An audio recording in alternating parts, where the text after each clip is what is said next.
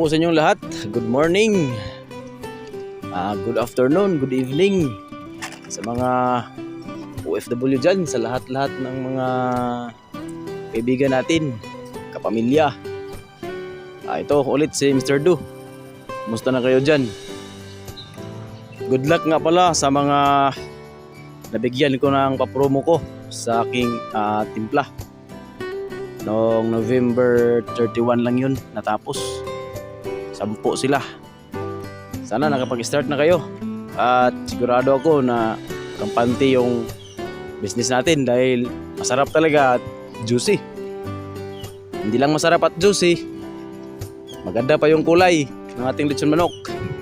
Ito nga pala guys, ito yung bahay ko. Ako lang yung nagtatrabaho nito kasi mahal na ang ngayon, libur sa yung Panday Mason. Kaya ako lang talaga yung nag-aayos ng bahay ko kahit mahirap talaga. Alam mo naman, hindi tayo mayaman kaya kumakayod tayo araw-araw. Isa nga itong dahilan na hindi pa ako nakapagbalik sa operasyon ng aking lechon manok dahil unahin ko lang muna ito. Pwera na lang doon sa mga maraming pira dyan. Kaya patuloy nyo yung business nyo. Mahirap talaga yung wala tayong kaagapay sa buhay natin. Yung ipinanganak tayong mahirap. Kaya ito yung nangyayari, pero okay lang. Nagpapasalamat din ako sa Diyos na malusog at malakas yung katawan ko. At patuloy pa rin akong bumabangon. Hindi pa rin ako sumusuko sa mga counting business natin gaya ng lechon manok. Kaya hanggang ngayon ipagpatuloy ko pa rin yung pag-share ko sa inyo.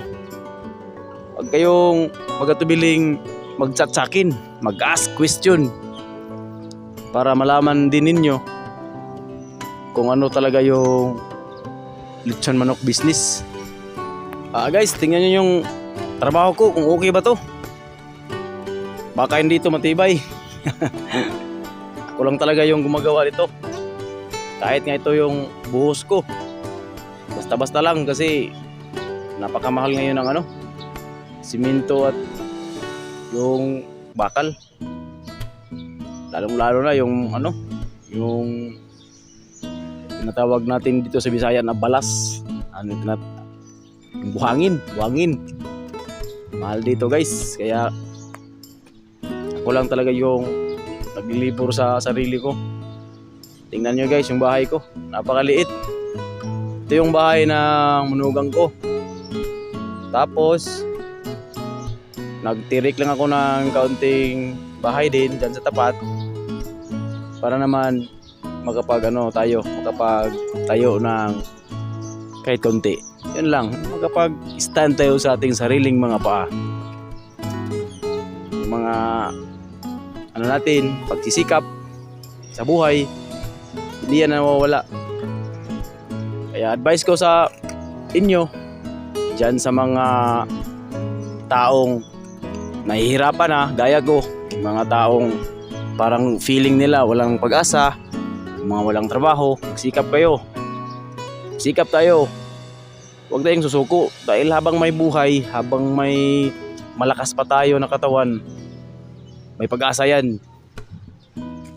Walang taong walang pag-asa pag may Diyos tayo. Kaya guys, tingnan nyo naman, wala talagang tumutulong sa akin. Ako lang mag-isa. Kasi napakamahal dito. Yung mga labor, mga skill, mahal. 600 yung bawat araw na sweldo nila. Mas malaki pa yata sa minimum rate dito sa amin. 400 lang yung minimum dito sa Bukidnon.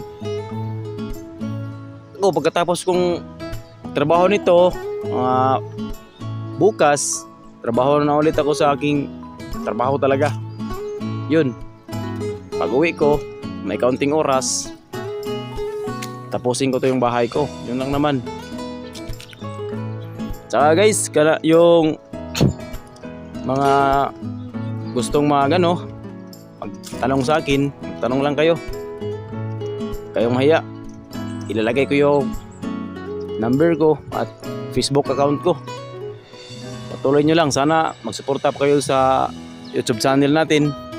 Mag-subscribe kayo. At mag-comment na rin para mas masaya yung comment section natin. Okay guys, dito lang muna. Bye-bye at God bless inyong lahat.